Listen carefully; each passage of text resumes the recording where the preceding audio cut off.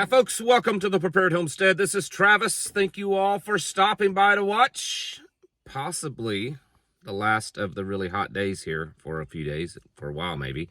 Heat index supposed to be like 110 or so today, but there is a chance of rain coming in this afternoon, bringing a cool front through overnight with some more rain, and tomorrow temperatures probably won't even reach 80. That's a big deal. That's going to feel, I'd be getting our coats out and bundling up compared to what we've been having. So that'll be a nice welcomed change this weekend. Looks really beautiful. Cooler temperatures, upper 70s, low 80s for the weekend. Can't complain about that in August. So yesterday, most of you probably know this, yesterday a very large earthquake happened in eastern Russia. They're close to Alaska. It is the 6th largest earthquake ever recorded in history. An 8.8, some say an 8.7, others are saying an 8.9, but regardless, it's somewhere in that area. Immediately sparked some tsunami warnings from Japan to Hawaii, all the way to the western U.S. coast. It doesn't look like that's happening. Most of those warnings are all canceled. Certain areas like Japan did see some, and Hawaii did see some 6-7 foot waves. A few whales washed up on the shore. I think 4 of them in Japan. So definitely some activity, but nothing too extremely destructive. Also, because of that, there's been a couple of hundred other earthquakes and aftershocks. That whole area has been fairly active. It was just a week and a half ago or so that a pretty large earthquake happened there up in the Aleutian Islands of Alaska. And then since this big earthquake in Russia, a volcano's gone active over there also, spewing ashes about 20,000 feet in the air. It's a fairly large a volcano. I mean, it could just be cycle stuff. It could also be that ring of fire kind of waking up. I don't know. I mean, if that's the thing, if it is, that could be some pretty destructive stuff all along those. I mean, if you know what the ring of fire is, then you know. I guess we'll have to wait and see, right?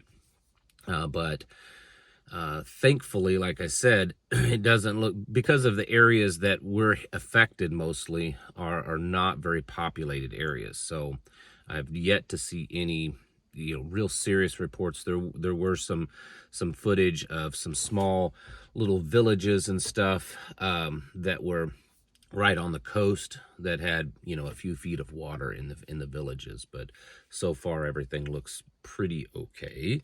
In other news, the president has announced a 25% tax tariff on India, goods coming out of India. This is actually, that's a pretty big one. We get a lot of imports from India. And in fact, because of all of the tariff threats, things like cell phones, mostly iPhones, switched from predominantly being made in China. And now they're working on making them in India. And then we slap a 25% tariff on India goods.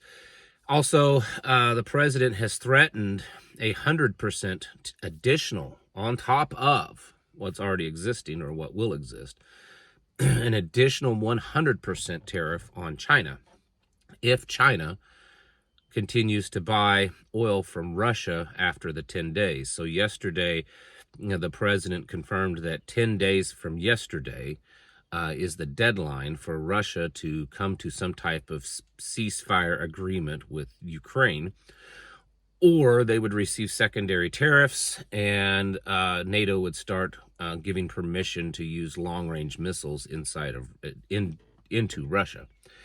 And so the president announced that if China continues to buy oil from Russia, which they buy a lot there, that they will receive 100% tariff tax. China has fired back, saying that we're a sovereign nation. We're gonna buy our oil where we want to, and we're not going to tolerate this. So, you know, it's more of the same that's been happening for months now, of the saber rattling and, you know, the two big dogs. You know, think about it. Think about, you know, you got a bunch of dogs. The two big dogs are standing there and they're squaring off. They've not engaged. They're not fighting, but they're growling and barking and raising the, you know, hair on the back of their neck, and basically to see which one either gives up and walks away, or if they actually engage. And that's what's happening between the United States and China and even Russia. So, in 10 days, 9 days, 10 days, I guess we'll see if there's another extension on Russia. The president did announce another 90-day, because the 90 days, I've lost track.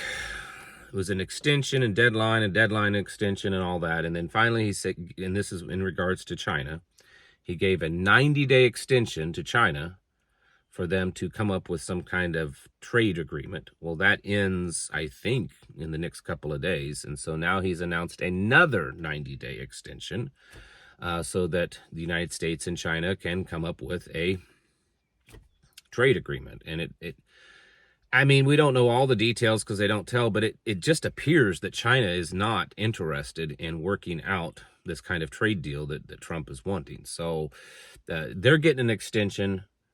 Russia got some extensions, but now they have a hard deadline of like 9 days from today, I think, 10 days from yesterday. So we'll see what happens. It probably is going to be nothing, but maybe not. If long-range weapons from the United States start landing in Moscow, that could definitely change things. I'm not saying that that's the start of the big war, but I am saying that that could very easily change things.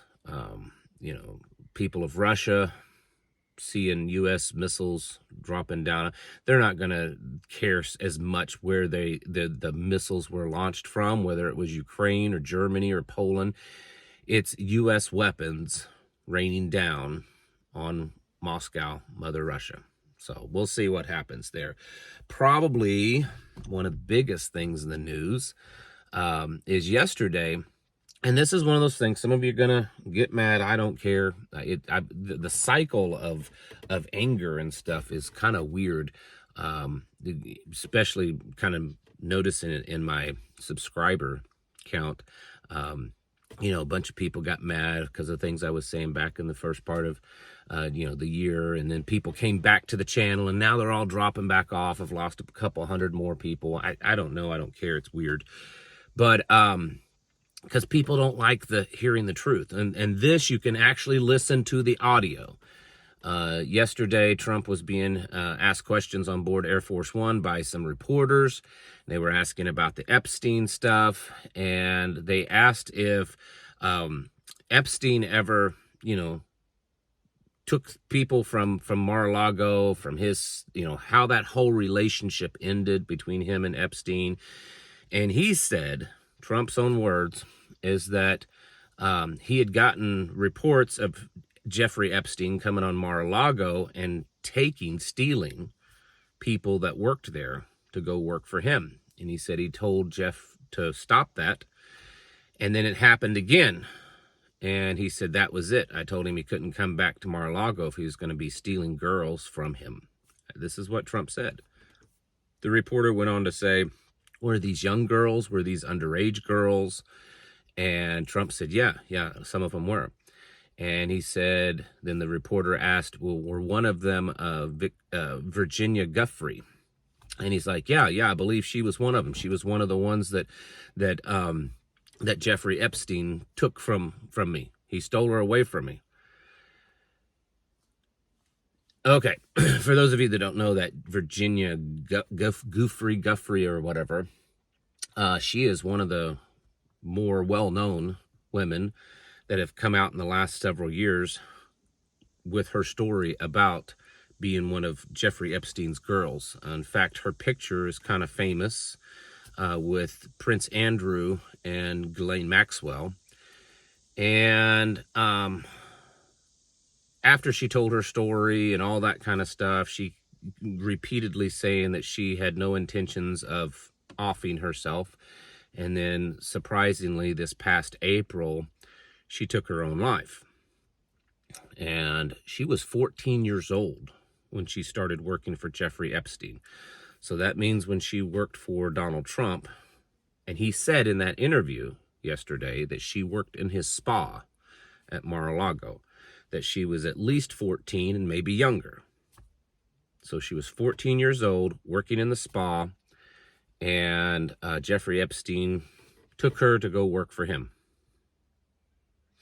I mean, you can sit there and say, well, maybe she just mopped the floors and cleaned the toilets.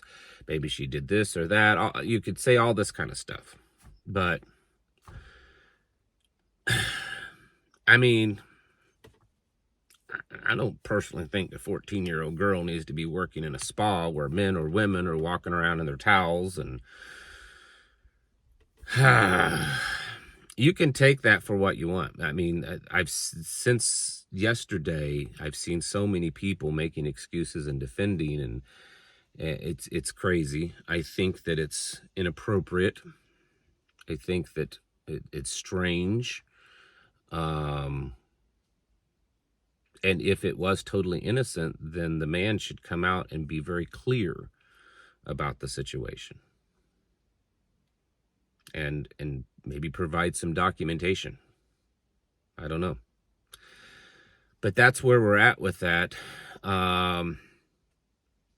Things are just moving along in the world. And whether you want to believe it or not, I think it's becoming more and more clear that just about everyone in government, at least in high positions, are parts of very seedy underworld, horrific things. And what's strange about it is that just months ago, most conservatives would just completely go crazy about how awful it is and how they all need to be hung and everything. And now we've got conservatives online making excuses and saying, well, they were only 18 years old. That's fine. If you're 60 and then she's 18, that's okay. Just ridiculous arguments. I don't know. I don't think I'm going to say too much personal opinion on this one. But if you do not believe me, because there's lots and lots of people, because this is all over, like CNN, ABC, everyone's running headlines. And of course, the comments from the pro-Trump people are, oh, this is fake news. This is fake news. It's absolutely, there's video of it. It's confirmed. It's real. Don't tell me, oh, it could be AI. You can watch it and you can tell it's not AI. He absolutely said these things. And I don't know, take it for what you want. Anyways, really what it means to me is that our world is falling apart. It's corrupt. It's evil. I'd mentioned a week or so ago that maybe the plan was to, move Trump out of the picture somehow to put J.D. Vance in so this AI technocracy can take over. That's still a strong, I think, a possibility. If not, it's the AI technocracy is coming. The new world, the mark of the beast, all that kind of stuff. It's happening. It's being developed. Those things are being put into place. And a lot of this stuff, it's not just a distraction. It's to eventually reveal to people that the system, the status quo that has existed is far too broken and too corrupt to fix. And so we just need to wipe it away and do something new. That's what the reset is. That's what the Agenda 2030 is. That's what the beast system is. It's something new that will fix all of those problems. And you need to get ready for that. Get yourselves prepared and your houses in order. Get ready mentally, physically, and spiritually. Thanks for watching. Catch you in the next video.